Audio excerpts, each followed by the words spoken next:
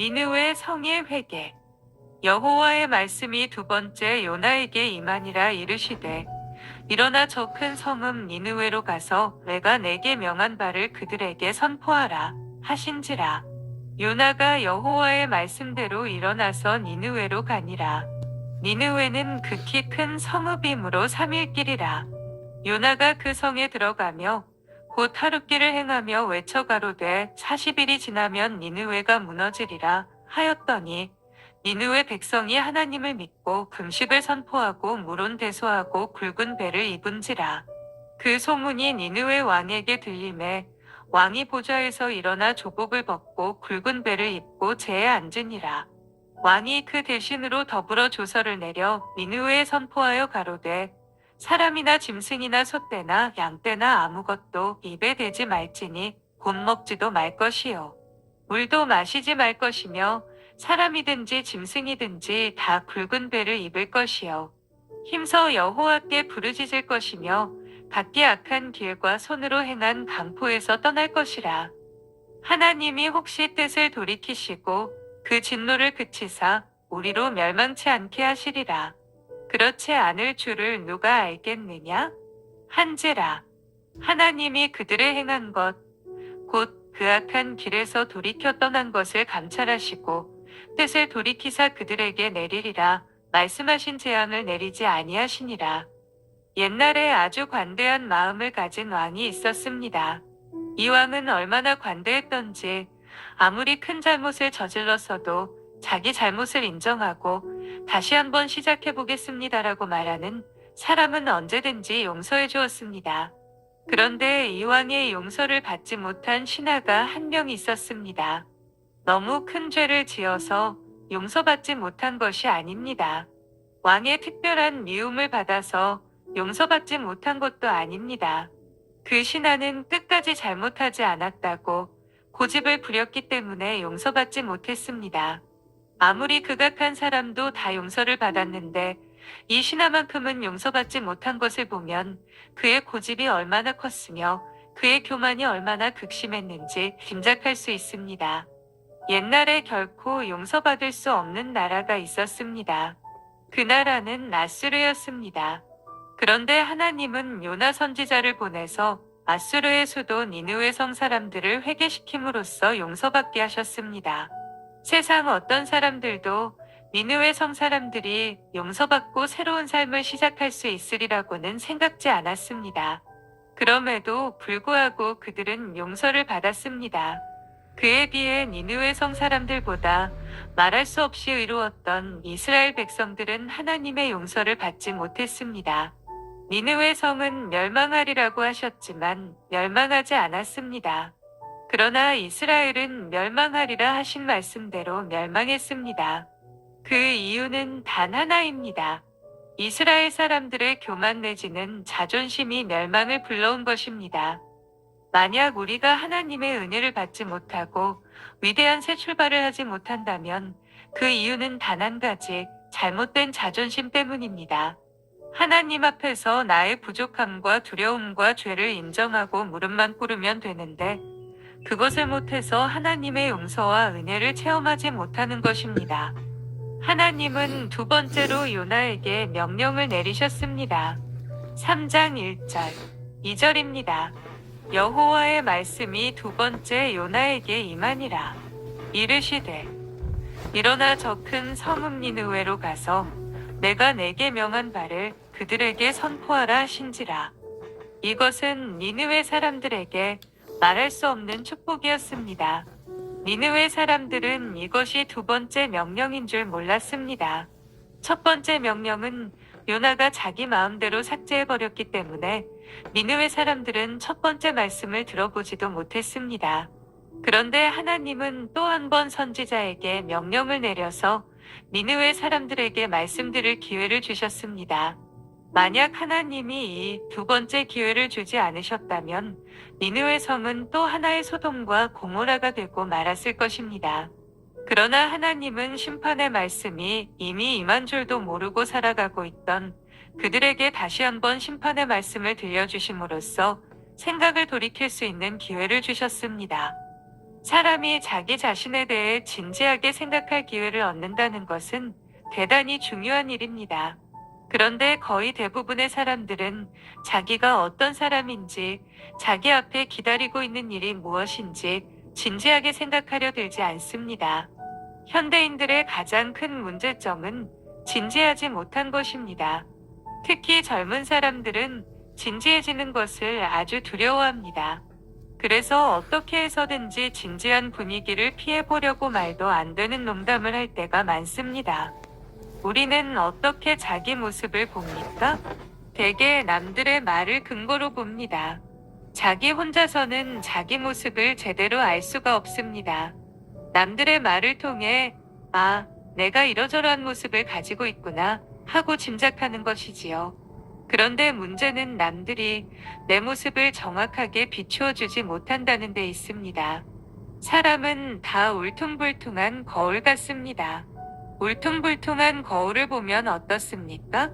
어떤 각도에 서서 보느냐에 따라 머리가 외계인처럼 커지기도 하고, 목이 길어지기도 하며, 몸통이 가늘어지기도 합니다. 이렇게 사람들에게 비친 내 모습은 정확하지가 못합니다. 그러나 하나님의 말씀은 그렇지 않습니다. 하나님의 말씀 앞에 서면 누구나 자기 모습을 정확하게 볼 수 있습니다. 내가 지금 어디로 가고 있으며 앞으로 10년 뒤나 20년 뒤에 어떤 모습을 하고 있을지 분명하게 볼 수 있습니다. 니느웨 사람들은 지금까지 죄짓고 사느라 다른 나라 백성들의 물건을 약탈해 오느라 자기 자신에 대해 생각할 시간이 없었습니다. 또 기껏 생각한다 하더라도 남들과 자신을 비교하는 것이 고작이었기 때문에 정확한 자기 모습을 알 수가 없었습니다. 그들은 두 번째로 임한 하나님의 말씀이 요나의 입에서 나왔을 때에야 비로소 정확한 자기들의 모습을 볼 수 있었습니다. 하나님의 눈에 비친 그들의 모습은 어떤 것이었습니까? 부자도 아니고 용사도 아니었습니다. 40일만 지나면 사형이 집행될 사형수들이었습니다. 그들이 두 번째 명령을 받은 요나를 만난 것은 큰 다행이 아닐 수 없습니다. 왜냐하면 첫 번째 명령을 받았을 때의 요나와 지금의 요나 사이에는 엄청난 차이가 있기 때문입니다. 첫 번째 명령을 받았을 때 요나는 이론적으로만 하나님을 아는 사람이었습니다. 그러나 지금의 요나는 하나님을 직접 경험한 사람, 지옥 입구까지 떨어졌다가 하나님의 용서를 체험하고 돌아온 사람이었습니다. 이론적으로만 용서를 아는 사람과 실제로 용서를 경험한 사람은 완전히 다를 수밖에 없습니다. 이론적으로만 용서를 아는 사람에게는 열정이 없습니다. 한번 기도해봐. 용서해 주실 거야. 용서받지 못해도 그건 너희 사정이지만. 그러나 자신이 직접 용서를 경험해 본 사람의 말 속에는 간절함이 있습니다. 하나님은 진짜 용서하는 분이야. 바로 내가 하나님의 말씀을 거역했다가 저 바다 밑층까지 들어갔던 사람이잖아? 나는 물고기 뱃속에서도 용서받았어. 그러니 너희도 꼭 회개해서 용서받아. 첫 번째 명령을 받은 요나를 만났다면 니느웨 사람들이 이처럼 한마음으로 회개하지 않았을지도 모릅니다. 그러나 자기 자신이 직접 말씀에 불순종했다가 무서운 심판을 받고 용서를 체험하고 나서 말씀을 전했을 때 그 말씀에는 불이 들어있었고 확신이 들어있었습니다. 하나님은 진짜 심판하는 분이시다. 한번 심판한다고 하시면 반드시 심판하는 분이시다. 그걸 어떻게 알아요? 내가 경험했다. 내가 저 바다 밑 물고기 창자 속에서 살아나온 사람이야. 냄새 한번 맡아봐. 비린내 지독하지? 하지만 거기에서도 회개하니까 살려주셨다고. 체험에서 나온 이 말씀이 니느웨 성 사람들의 마음을 움직이기 시작했습니다. 그들은 저 사람을 물고기 뱃속에 집어넣을 정도의 하나님이라면 이 성도 능히 뒤집어 엎으실 수 있겠다. 저 비린내 나는 선지자를 용서하신 하나님이라면 우리도 능히 용서해 주실 수 있겠다는 생각을 갖게 되었습니다. 하나님 앞에 중요한 것은 내가 어떤 죄를 지어서 어떤 상태에 처하게 되었느냐가 아닙니다. 하나님 앞에 중요한 것은 죄 지은 이 상태 그대로 하나님 앞에 나아갈 것이냐, 자존심을 내세우고 나아가지 않을 것이냐 하는 것입니다. 오늘날 많은 사람들은 성경이 이론적으로 옳다는 것을 알고 있습니다. 그러나 그들이 정말 알고 싶어 하는 것은 성경대로 살면 진짜로 능력이 나타나느냐 하는 것입니다. 성경대로 살아도 정말 안 굶어 죽느냐, 정말 세상에 빛이 되고 소금이 되느냐, 정말 하나님은 심판하는 분이시냐, 정말 용서하는 분이시냐에 대해 실제적인 이야기를 듣고 싶다는 것입니다. 이런 것들에 대한 이론 말고 실제를 듣고 싶다는 것입니다. 요나는 실제를 아는 사람이었습니다. 그는 말씀을 거역했다가 시옷 입구까지 갔다 왔습니다. 그는 물고기 뱃속에서 다시 육지로 가는 것이 가능하다는 것을 경험했습니다. 무서운 심판의 하나님이 아니라 극도로 절망적인 상황에서도 하나님, 잘못했습니다. 저를 용서하시고 다시 한번 시작하게 해 주십시오라고 기도하면 물고기 뱃속에서도 능력으로 끄집어내시는 능력의 하나님을 경험했습니다. 그는 자기가 경험한 그 하나님을 증거했습니다. 요나는 어떤 식으로 말씀을 선포했습니까? 3절, 4절입니다. 요나가 여호와의 말씀대로 일어나서 니느웨로 가니라. 니느웨는 극히 큰 성읍이므로 3일 길이라.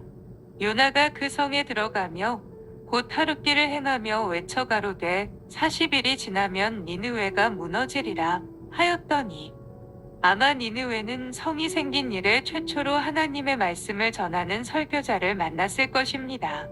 요나는 그들에게 아주 생소한 사람이었습니다. 차림새도 달랐고 언어도 달랐습니다. 그럼에도 불구하고 그들은 요나가 정말 하나님이 보내신 사람임을 알 수 있었습니다. 오늘 말씀은 요나가 외쳤다고 말합니다. 요나는 니느웨 성에서 외치기 시작했습니다. 이 큰 성에서 이렇게 큰 소리로 심판을 외칠 수 있는 사람은 아무도 없었습니다. 그런데 요나는 그 성에서 마구 외쳐댔습니다. 왜 외쳐댔습니까? 눈에 뵈는 게 없었기 때문입니다. 눈에 뵈는 게 없는 사람은 미친 사람이든지 말씀에 붙들린 사람이든지 둘 중 하나입니다. 니느웨 성에서 소리를 지르며 심판을 회개를 촉구한 사람은 요나 한 사람밖에 없었습니다. 다른 사람들은 오, 견고한 성이여, 니느웨 백성들의 용맹이여 하면서 찬양하기에만 바빴습니다. 그런데 어디서 갑자기 생선 비린내 나는 사람 하나가 나타나더니 마구 소리를 지르는 것입니다. 시간이 없다. 40일이면 끝장이다. 이 죄인들아, 이 망할 놈들아. 하나님의 말씀은 여지를 주지 않습니다. 사람은 그래도 이러저러하게 하는 편이 바람직하지 않겠느냐?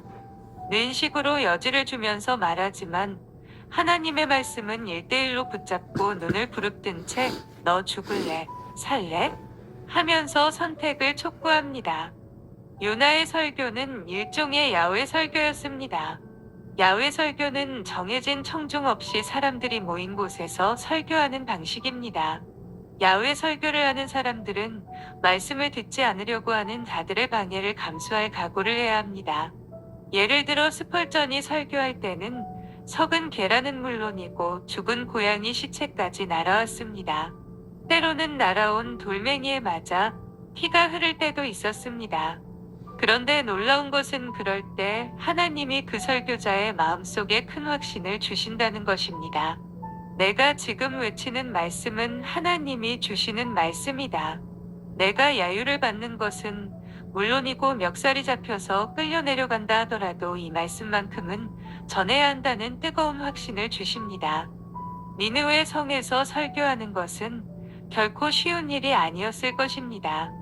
니느웨가 얼마나 큰 성입니까? 니느웨 사람들이 얼마나 강력한 사람들입니까? 그들은 눈 하나 깜짝하지 않고 다른 나라 백성들을 죽이는 자들입니다. 그러나 요나는 확신하고 있었습니다. 하나님은 한 번 하신 말씀은 분명히 이루는 분이시다. 40일 후에 망한다고 하셨으면 분명히 망한다는 확신이 있었습니다. 설교자 설교하기 전에 자기 자신에게 물어봐야 됩니다. 오늘 내가 전하려고 하는 이 말씀이 정말 오늘 이 시간 이 성도들에게 주신 말씀인가? 그래서 정말 그렇다는 확신이 들면 사람들이 무엇라고 하든 간에 외쳐야 합니다. 그러나 그런 확신 없이 전하는 말씀에는 힘이 없습니다.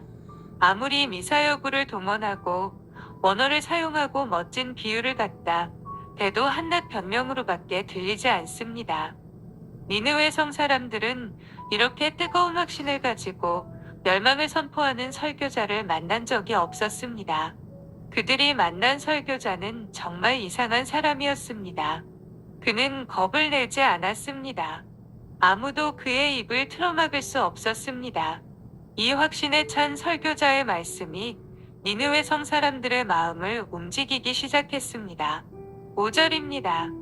니느웨 백성이 하나님을 믿고 금식을 선포하고 물온 배소하고 굵은 배를 입은지라. 니느웨 사람들은 지금까지 해나 달 같은 것들을 믿었지 인격적인 신을 믿지 않았습니다. 그들에게는 말씀하시는 하나님이라는 개념이 없었습니다. 그런데 요나의 확신에 찬 설교를 들으면서 인격적인 신이 있을 수도 있다. 그 신이 우리에게 진노하고 있으며 40일 후에 우리를 멸망시킨다는 말이 사실일 수도 있다는 생각이 들기 시작했습니다. 이러한 깨달음은 일반 백성들 사이에 큰 회개 운동을 일으켰습니다. 그리고 이 소문이 왕의 귀에까지 들어가게 되었습니다. 6절에서 8절입니다. 그 소문이 니느웨 왕에게 들림에 왕이 보좌에서 일어나 조복을 벗고 굵은 배를 입고 제에 앉으니라. 왕이 그 대신으로 더불어 조서를 내려 니느웨에 선포하여 가로되 사람이나 짐승이나 소떼나 양떼나 아무것도 입에 대지 말지니 곧 먹지도 말 것이요 물도 마시지 말 것이며 사람이든지 짐승이든지 다 굵은 배를 입을 것이요 힘서 여호와께 부르짖을 것이며 각기 악한 길과 손으로 행한 강포에서 떠날 것이라. 이렇게 왕까지 나서서 전국적인 규모의 회개 운동을 이끈 것은 참으로 놀라운 일입니다. 백성들 중에 회개 운동이 일어났다고 해서 왕까지 이런 식으로 솔선수범해서 앞에 나서는 경우는 거의 없습니다. 오히려 백성들 사이에 좋지 않은 풍습이 퍼지고 있다고 해서 탄압하는 경우가 일반적이지요. 그런데 니느웨에서는 회개 운동이 왕에게까지 확대되어 왕이 직접 베옷을 입고 제에 앉아서 회개하는 일이 벌어졌습니다. 왕은 철저한 회개를 위해 백성들에게 베옷을 입혔을 뿐 아니라 짐승들에게까지 베옷을 입혔고 사람들에게 금식을 시켰을 뿐 아니라 짐승들에게까지 금식을 시켰습니다. 참으로 놀라운 성령의 역사가 아닐 수 없었습니다. 물론 구약 성경에는 성령의 역사라는 표현이 나오지 않지만 신구약 시대를 막론하고 이런 회개 운동은 전부 성령께서 일으키시고 주도하시는 것입니다. 니느웨에서 어떻게 이처럼 놀라운 성령의 역사가 일어날 수 있었을까요? 오직 하나님께서 니느웨 사람들을 불쌍히 여기셨다고 밖에는 말할 수 없습니다. 사람은 이런 회개 운동을 일으킬 수 없습니다. 요나가 크게 외치고 담대하게 설교하긴 했지만 그것이 곧 이 회개 운동을 일으킨 원인은 아닙니다. 이것은 순전히 성령께서 주권적으로 일으키신 일입니다. 성령께서 사람들의 마음을 한꺼번에 움직이셔서 영혼을 추수하신 것입니다. 그래서 가장 놀라운 은혜는 하나님이 어떤 사람들을 불쌍히 여기시는 것입니다. 하나님이 사람들을 불쌍히 여기실 때 첫 번째로 나타나는 현상은 강력한 설교자의 등장입니다. 사람들의 비위를 맞추지 않고 사람들과 타협하지 않는 설교자가 등장해서 사람들의 중심을 파헤치기 시작합니다. 그래서 마지막 남은 한 방울의 교만까지 토해내게 만듭니다. 존 스토트는 내쉬라는 목사님의 전도를 받았습니다. 내쉬는 영국의 명문 고등학교에 다니는 학생들을 전도해서 복음적인 사람으로 만드는 일을 했습니다. 그런데 이 내쉬의 편지가 그렇게 무서웠다고 합니다. 고쳐야 할 죄를 얼마나 강력하게 지적하는지 편지 읽기 전에 한 30분 통성 기도를 해야 할 정도였습니다. 그는 사랑이 많은 사람이었지만 죄에 대해서는 전혀 여지를 주지 않았습니다. 하나님은 예레미야에게 사명을 주시면서 건설하며 심기 전에 뽑으며 파괴하며 파멸하며 넘어뜨리는 역할부터 하라고 하셨습니다. 건물 자체가 잘못 세워졌을 때에는 부분적인 개보수만으로 문제를 해결할 수 없습니다. 완전히 헐어버린 후에 다시 세워야 합니다. 부흥의 역사는 한 사람 한 사람이 개별적으로 하나님께 돌아오는 것이 아니라 많은 사람들이 집단적으로 한꺼번에 위기의식을 느끼고 하나님께 돌아오는 것입니다.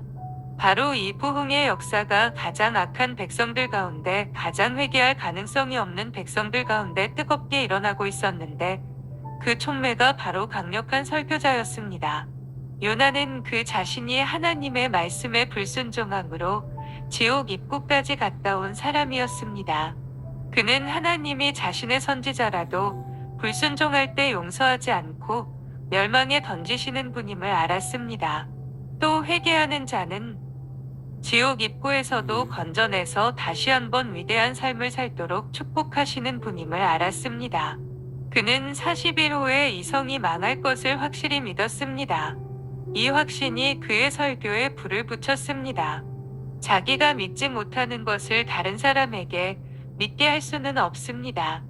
요나는 하나님의 말씀대로 될 것을 확실히 믿었기 때문에 강력하게 설교할 수 있었습니다. 이것이 니느웨 부흥의 시작이 되었습니다. 두 번째로, 하나님은 이런 회개의 역사를 일으키실 때 하나님과 사람들 사이를 가로막고 있는 쓰레기들을 치우십니다. 믿은 기간이 오래되면 하나님과 우리 사이에 수많은 의식과 절차가 생겨나게 되고 하나님과 성도들을 가로막는 쓰레기들이 많아집니다. 그렇다고 해서 의식과 절차 자체가 쓰레기라는 말은 아닙니다. 하나님의 말씀을 듣는데 걸리적거리는 게 많이 생기고 부딪히는 게 많이 생겨서 무언가 복잡해진다는 것입니다. 그러나 하나님이 부흥을 일으키실 때에는 의식과 절차 없이 단도직입적으로 설교하는 설교자가 나타납니다. 그들은 대개 기존 교회에서 환영을 받지 못하기 때문에 야외에서 설교하는 경우가 많습니다. 조지 휘필드는 그 대표적인 설교자였습니다. 그는 육성으로 3만 명이 넘는 사람들에게 설교했고, 그 설교를 들은 사람들이 빗속에 뒹굴며 회개하는 역사가 일어났습니다. 오늘 우리에게 필요한 것이 이것입니다. 하나님을 단도직입적으로 1대1로 만나야 합니다. 봉사활동 뒤에, 신앙 경력 뒤에 자신을 숨기지 말고 내가 도대체 어떤 상태에 있는지, 지금까지 믿어온 것이 정말 제대로 믿은 것인지, 하나님이 나를 과연 어떻게 생각하고 계신지 똑똑히 보아야 합니다. 니느웨 사람들처럼 하나님을 전혀 몰랐던 사람들에게도 이런 은혜의 역사가 나타났습니다. 그러나 그들에 비해 몇 배 더 거룩한 이스라엘 백성들에게는 그런 역사가 일어나지 않았다는 것을 기억해야 합니다. 그들은 자존심과 고집으로 은혜의 통로를 막아버렸습니다. 니느웨 사람들이 어떻게 요나의 설교에 무릎을 꿇게 되었을까요? 하나님이 요나의 설교에 함께하신 이유도 있지만 다른 한편으로 니느웨 사람들의 마음을 미리 낮추신 이유도 있었다고 생각합니다. 사람들은 너무 교만해서 어려움이 없으면 하나님의 말씀을 받으려 하지 않습니다. 학자들은 요나가 설교하기 전에 니느웨 성에 큰 흉년과 전염병이 돌아서 많은 사람이 죽었을 것이라고 추측합니다. 저도 그랬을 가능성이 있다고 봅니다. 그렇기 때문에 한 번의 설교에 무릎을 꿇은 것입니다. 배가 부르면 아무리 능력 있는 설교를 들어도 트림만 나오지 회개가 나오지 않습니다. 그러나 어려움을 당하면 단 한 번의 설교에도 무릎을 탁 꿇습니다. 중국 사람들이 얼마나 공산당에 시달렸습니까? 그러니까 마음이 가난해져서 설교를 하면 몇 시간씩 앉아서 듣습니다. 북한도 마찬가지입니다. 북한의 복음을 선포하면 큰 역사가 나타날 것입니다. 요즘 젊은이들도 마찬가지입니다. 얼핏 생각하기에는 복음을 듣고 싶어 하지 않을 것 같지만 그렇지 않습니다. 진짜 복음을 듣고 싶어 합니다. 가난하지도 않고 배고프지도 않은데 왜 그렇습니까? 미래가 보이지 않기 때문입니다. 스스로 너무나 많은 죄에 빠져 있다는 것을 알기 때문입니다. 죄에서 벗어나고 싶지만 눈에 보이는 것, 귀에 들리는 것이 전부 죄입니다. 그래서 마음 깊은 곳에 누가 나를 여기에서 건져줄 수는 없는가? 좀 더 나다운 삶을 살게 해줄 수는 없는가? 길을 보여줄 수는 없는가? 하는 번민을 가지고 있습니다. 그럴 때 복음을 선포하면 놀라운 역사가 나타납니다. 얼마나 울어대는지 마치 폭탄을 던져놓은 것 같아요. 머리 노랗게 물들인 애도 울고, 빨갛게 물들인 애도 울고, 귀걸이한 애도 울고, 찢어진 바지 입은 애도 웁니다. 도대체 회개할 것 같지 않은 젊은이들이 의자 다 던져버리고 바닥에 엎어져서 꺽꺽 소리를 내면서 우는 것을 보면 바로 이거구나. 이것이 구원의 역사로구나. 하는 생각이 절로 듭니다. 지금 우리에게는 다른 소망이 없습니다. 사람을 두려워하지 않는 설교자들이 일어나서 담대하게 복음을 선포해야 합니다. 하나님의 말씀은 조금만 소홀히 해도 우리를 떠나버립니다. 목사와 온 성도가 간절하게 하나님의 말씀에 매달리면서 주여 우리에게 말씀을 주소서, 다른 것은 안 주셔도 됩니다. 제 위장병은 금방 낫지 않아도 됩니다.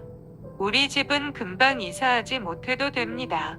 제 어려움은 조금 늦게 해결되어도 됩니다. 오직 말씀을 주소서 하고 기도하고 사모할 때 말씀이 주어지기 시작합니다. 그러나 교인들이 교만해져서 우리 교회 이 정도면 됐다. 이제 이 사업도 해보고 저 사업도 해보자 하면서 말씀을 소홀히 하면 몇 년이 채 못 되어서 말씀이 딱 끊어져 버립니다. 말씀이라는 것이 얼마나 놓치기 쉬운지 모릅니다. 말씀을 얻으려면 얼마나 간절히 사모해야 하는지 몰라요. 말씀도 붙들고 다른 욕심도 붙들려고 하면 절대 말씀이 살아나지 않습니다. 하나님이 우리에게 가까이 다가오시면 죄에 대해 비상한 깨달음이 생깁니다. 전에는 죄로 생각하지 않았던 것들이 막 살아나서 괴롭히기 시작합니다. 그러면 도대체 어쩌란 말이냐? 그런 것까지 다 회개해야 한다면 도대체 어떻게 살아야 한단 말이냐? 이 말이 입에서 나와야 합니다. 그러면 어떤 현상이 나타납니까? 하나님 앞에 무릎 꿇고 기도하고 싶은 강력한 욕구가 일어납니다. 사람들을 별로 만나고 싶지 않습니다.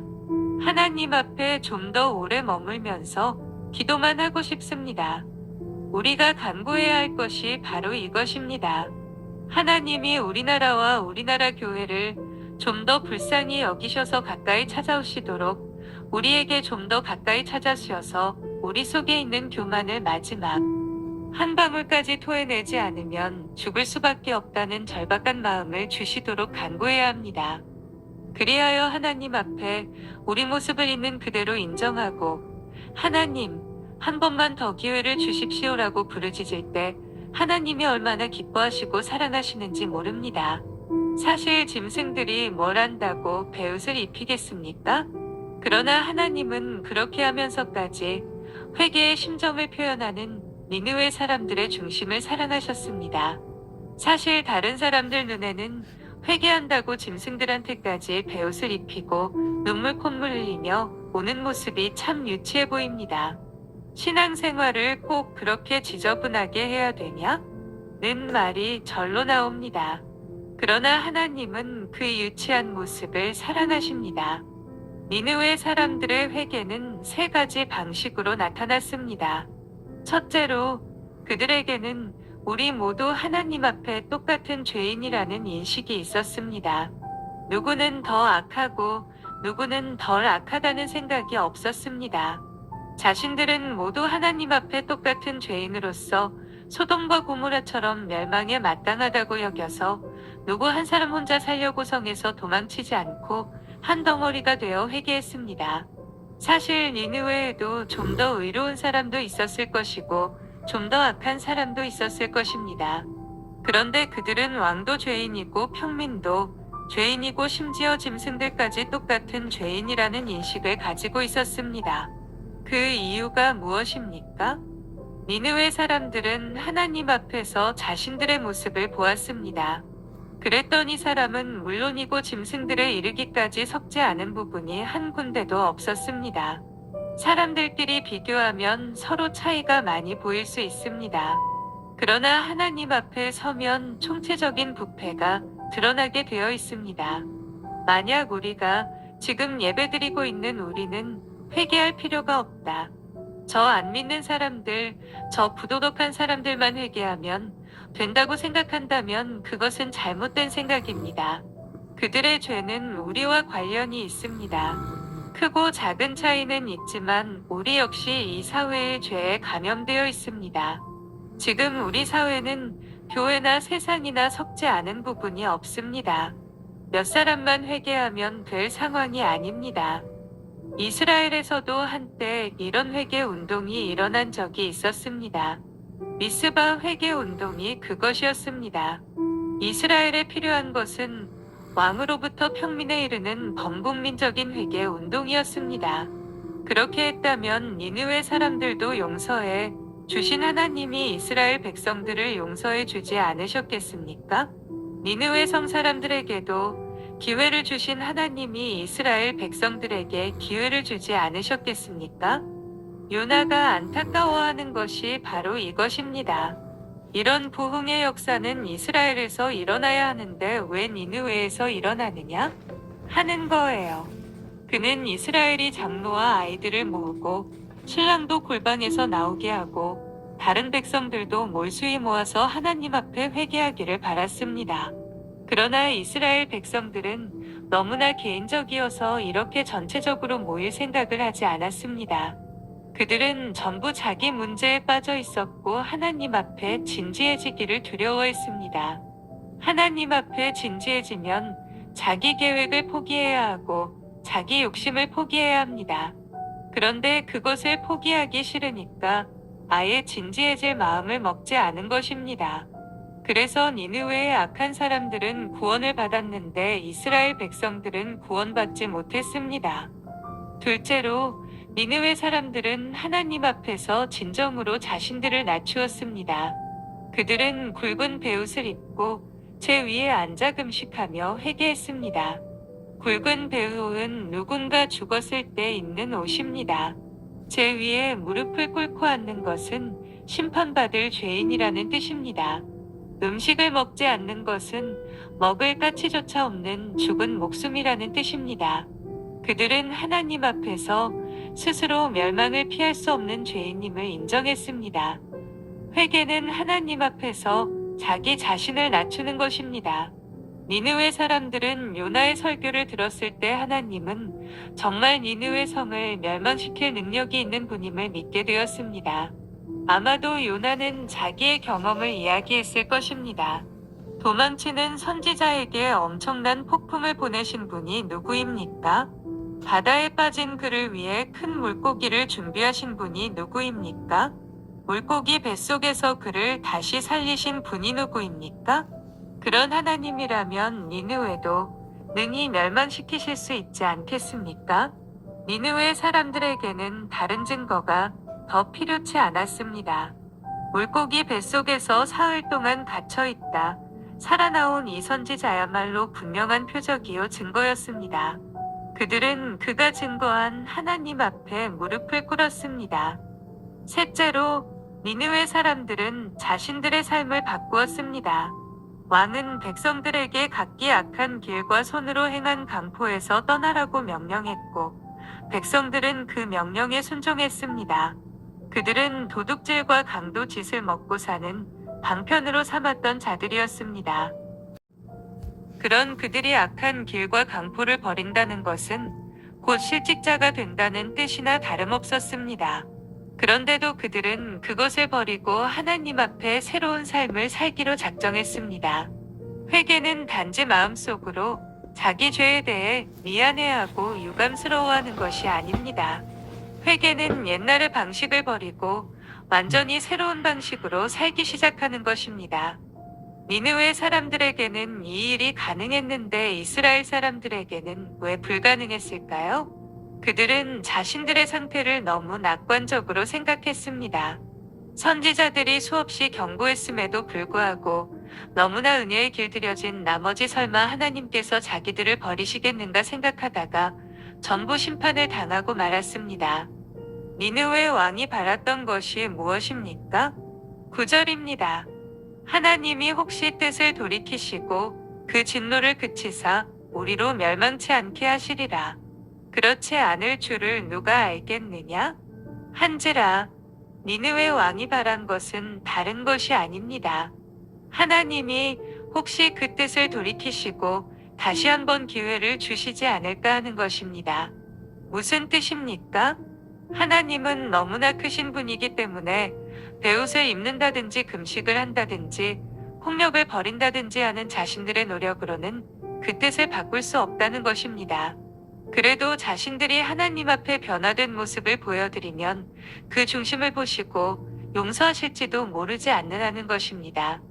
지금 이 이방인 왕의 입에서 놀라운 믿음의 고백이 나오고 있습니다. 어떤 사람도 자기 노력으로 하나님의 뜻을 돌이킬 수는 없습니다. 하나님은 모든 것을 스스로 결정하십니다. 어떤 인간도 하나님 앞에 제가 40일 기도했으니 이렇게 해 주십시오. 제가 금식했으니 저렇게 해 주십시오라고 말할 수 없습니다. 인간은 하나님께 아무것도 강요할 수 없습니다. 어떤 식으로든 하나님을 윽박지르는 것은 바른 신앙이 아닙니다. 니느웨 사람들은 우리가 이렇게 짐승들까지 굶겼으니 반드시 용서해 주셔야 합니다. 그렇지 않으면 데모할 거예요. 우리가 이렇게 짐승들까지 베옷을 입혔으니 용서해 주셔야 합니다. 그렇지 않으면 배옷값 청구하겠습니다. 하지 않았습니다. 우리가 가져야 할 바른 자세는 이 니느웨 왕처럼 우리는 우리가 할 수 있는 최선을 다해서 하나님 앞에 변화된 모습을 보여드리자. 그러면 혹시 긍휼히 여기실지도 모른다고 생각하는 것입니다. 하나님은 이처럼 자신을 낮추는 자를 그냥 지나치시지 않습니다. 하나님을 바라보는 자를 곤경에 내버려 두시지 않습니다. 10절입니다. 하나님이 그들의 행한 것, 곧 그 악한 길에서 돌이켜 떠난 것을 감찰하시고 뜻을 돌이키사 그들에게 내리리라 말씀하신 재앙을 내리지 아니하시니라. 니느웨 사람들에게 40일의 기간은 자신들의 변화된 모습을 하나님 앞에 보여드릴 수 있는 기회였습니다. 하나님은 그 기간에 그들이 악한 길에서 정말 떠난 것을 보시고 작정했던 재앙을 취소하셨습니다.